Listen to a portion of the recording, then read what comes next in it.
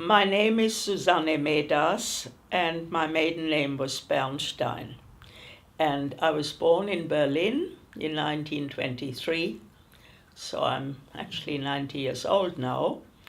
And I suppose my childhood up to the age of 10 was quite a normal childhood. My father was political editor of the newspaper called Vorwärts, which was the Social Democrat paper. And of course, he did what most of the editors did, get out of the country as quickly as possible as Hitler came to power. My brother, who was 8 years older than myself, had come to England in 1938, and I guess that my mother, not realizing that there was this arrangement, got in touch with my brother and asked him to find a family in Cambridge for me. And when we got to Liverpool Street, we were taken to what looked like a drill hall, if you like. Maybe it was a waiting room. And there we were sitting with our labels round our necks. And although I understood later that the labels just had a number, for some reason I had a feeling that on my label it said Cambridge. You know, if you can imagine 250 children arriving by train, and there are all these foster people who, of course, don't speak German, and the children don't speak English and all of that. The people who offered to take children didn't necessarily know how old this child would be. They were away on their honeymoon when I arrived on the 1st of July 1939 in Prague. So I couldn't go to them. They lived in Girton. But the first maybe 2 weeks or so of my time in Cambridge, I had a wonderful time with a family called Lauterpacht.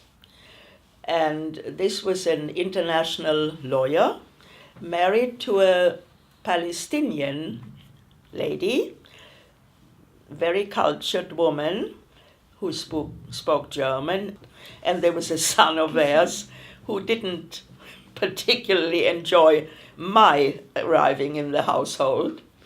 First of all, he was about 11 and I was nearly 16, and he couldn't understand how a 16-year-old couldn't speak English. I mean, he really looked down his nose at me. And then he was detailed to show me Cambridge, and I'm sure he didn't enjoy walking around Cambridge with me. But anyhow, apart from that, it was very pleasant. And then this honeymoon couple arrived, and now you can imagine how embarrassing it was for them and for me. They were probably hoping for a sweet little 2-year-old or 3-year-old so they could play mummies and daddies. Instead of which there was this galumphing female looking at them. And I realized quite soon that it really was an impossible situation. And although I don't think that they would have gone to the committee and said, we don't want this girl, I don't think so. But as I was old enough, luckily, and I knew there was a refugees committee, and so I went to Greta Burkill of the refugees committee in her house and told her about this, and she found me another family. Greta Burkill was unique, absolutely. I went to Greta Burkill, who kept open house for all and sundry. And I think there was never a time, I doubt if there was a day, when she didn't have either some of the people who came on domestic permits or one of the children. And she just had a big heart. She herself was German. And I don't know if it must have been our very first time together, when she, realizing that my surname is Bernstein, she asked me whether by any chance I knew someone called Richard Bernstein. Richard Bernstein was my father. And when I told her that, she said, but I am Greta Burkill, but I was Greta Brown. And my father, Alfred Brown, I think it was, taught your father journalism. How about that for a coincidence?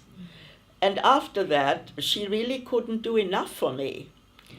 Now, the one thing that Mrs. Burkill will certainly be known for was that she was determined that the children, the teenagers who were in her care, would continue to have the type of education that they would have had in Germany, Austria, or Czechoslovakia.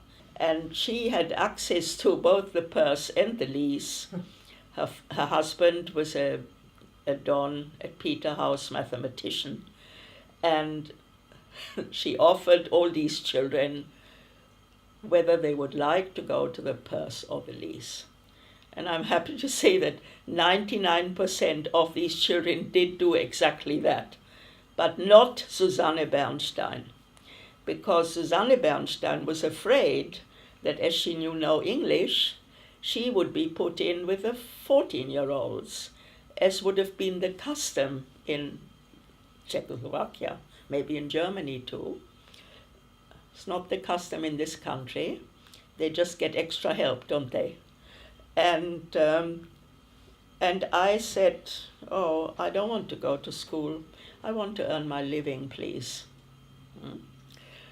Mrs. Burkill, who perhaps with hindsight should have said, look here, my girl, I'm here in loco parentis, so go to school you will. But she didn't do that. That wasn't her way. I said to Mrs. Burkill, I want to do beauty culture. So she went to Eden Lilly, and she came back and said, I'm very sorry, they don't do beauty culture at Eden Lilly. You could become a hairdresser. Well, I wasn't going to do that either. So I said, no, thank you, not hairdressing. And I don't know what made me say I want to be a teacher. Okay. Mrs. Burkill had a good connection with Homerton College. So she went to Homerton, and she not only spoke to Miss Davis, but also to the principal called Miss Skillicorn, whether Miss Skillicorn would be prepared to take this girl. And, well, what can I say? There were about 300 girls for a 2-year training course, and they had to be 18.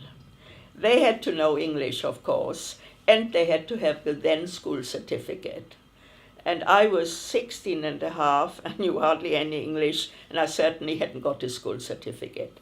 But I think that, and I think most people of my generation who were here at that time would perhaps agree with me, that people panicked when war broke out and didn't think ahead to the future.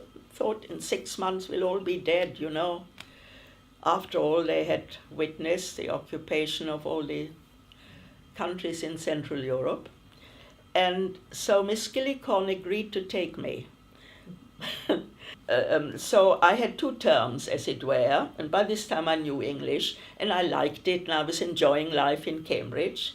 And at the end of my first year, when I was hoping to go on to the second year and then to getting my teacher certificate, which would have enabled me to earn my living, Miss Skillicorn, the end of the summer term, called me to the study and informed me that I had to leave. I didn't know why. What had I done? Was my work not good enough?